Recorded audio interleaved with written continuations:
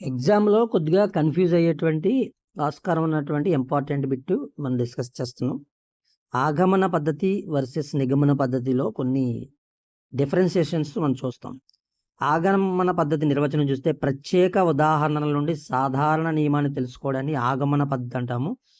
నిగమన పద్ధతి అంటే ముందుగా సాధారణ నియమాన్ని చెప్పి తర్వాత ప్రత్యేక ఉదాహరణల ద్వారా వివరించడాన్ని నిగమన పద్ధతి అంటాం. సో దీనిలో క్యారెక్టర్స్ చూస్తే ప్రత్యేకం నుంచి సాధారణ వైపు వస్తుంది ఆగమన పద్ధతి. నిగమన పద్ధతి వస్తే సాధారణ నుంచి ప్రత్యేకానికి వస్తుంది. విద్యార్థి స్వయంగా నియమాన్ని కనుగొంటాడు. ఎప్పుడు? ఆగమన పద్ధతిలో. ముందుగా నియమము తర్వాత ఉదాహరణలు చెప్తాడు. ఎప్పుడు? నిగమన పద్ధతిలో. పరిశీలన విశ్లేషణకు ప్రాధాన్యత ఇచ్చేటువంటి పద్ధతి ఏదంటే ఆగమన పద్ధతి. కేవలం ఉపాధ్యాయ కేంద్రీకృతంగా ఉండేటువంటి పద్ధతి నిగమన పద్ధతి. ఇదేమవుతుందంటే ఆగమన పద్ధతిలో శాస్త్రీయ దృక్పథం అనేది పెంపొందించడం జరుగుతుంది. నిగమన పద్ధతిలో సమయం తక్కువగా పడుతుంది. ఎందుకంటే ఉపాధ్యాయుడు కేంద్రీకృతంగా ఉండడం వల్ల, విద్యార్థికి సంబంధం లేకపోవడం వల్ల. అయితే ఈ యొక్క ఆగమన పద్ధతిలో నేర్చుకున్నది ఎక్కువ కాలం గుర్తుంటుంది. నిగమన పద్ధతిలో చూసినట్లయితే గణితం బోధనలలో ఎక్కువగా ఈ నిగమన పద్ధతిని వాడుతూ ఉంటారు. అయితే మనకి బిట్ అడగొచ్చు, గణితంను బోధించేటప్పుడు ఆగమన పద్ధతిని ఎక్కువగా ఉపయోగిస్తారా లేదా నిగమన పద్ధతిని ఎక్కువగా ఉపయోగిస్తారా అని అడిగితే సమాధానం నిగమన పద్ధతి. అయితే ఈ ఆగమన పద్ధతిలో ప్రయోజనాలు ఏమున్నాయి అంటే విద్యార్థుల్లో ఆలోచన శక్తి పెరుగుతుంది. నిగమన పద్ధతిలో చూసినట్లయితే తక్కువ సమయంలో పాఠం అనేది పూర్తవుతుంది. శాశ్వతంగా అభ్యాసం ఏర్పడుతుంది ఎందులో అంటే ఆగమన పద్ధతిలో. అదేవిధంగా నియమాలను సులభంగా వర్తింప చేయొచ్చు ఎందులో? నిగమన పద్ధతిలో. ఆసక్తి క్రియాశీలత పెరుగుతుంది ఎందులో? ఆగమన పద్ధతి. ఇది నిగమన పద్ధతి అనేది పరీక్షలకి ఉపయోగకరంగా ఉంటుంది. అయితే what are the limitations to both అని చూస్తే ఈ ఆగమన పద్ధతి అనేది ఎక్కువ సమయం పడుతుంది. విద్యార్థుల్లో అన్ని అంశాలకు కూడా అనుకూలంగా ఉండదు ఇది ఆగమన పద్ధతి. నిగమన పద్ధతిలో చూసినట్లయితే ఈ యొక్క క్రియేటివిటీ అనేది తగ్గుతుంది. యాంత్రికమైన అభ్యాసనానికి దారితీస్తుంది. ఇక్కడ మన ఎగ్జాంపుల్ పరంగా చూసినట్లయితే 2 + 4 = 6, 4 + 6 = 10, 6 + 7 = 14 అన్నాడు.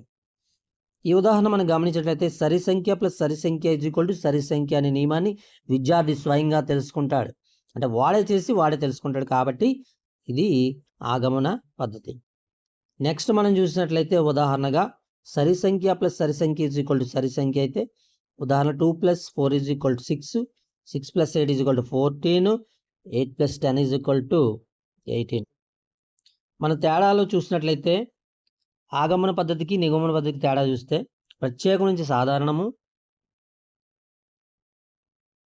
తర్వాత విద్యార్థి కేంద్రీకృతంగా ఉంటుంది. నియమాన్ని విద్యార్థి కనుగొంటాడు. ఎక్కువ సమయం పడుతుంది. ఆలోచన శక్తి పెరుగుతుంది. నిగమన పద్ధతిలో చూసినట్లయితే సాధారణ నుంచి ప్రత్యేకం, ఉపాధ్యాయ కేంద్రీకృతంగా ఉంటుంది. నియమాన్ని ఉపాధ్యాయుడు చెప్తాడు. తక్కువ సమయం పడుతుంది. అభ్యాసం వేగంగా జరుగుతుంది. మనం ఇంకా చూసినట్లయితే ఆగమన మన ట్రిక్ తెలుసుకోవడం ఎలాగా అంటే ఆగమన అనేటప్పటికి ఉదాహరణ నుంచి నియమం వస్తుంది.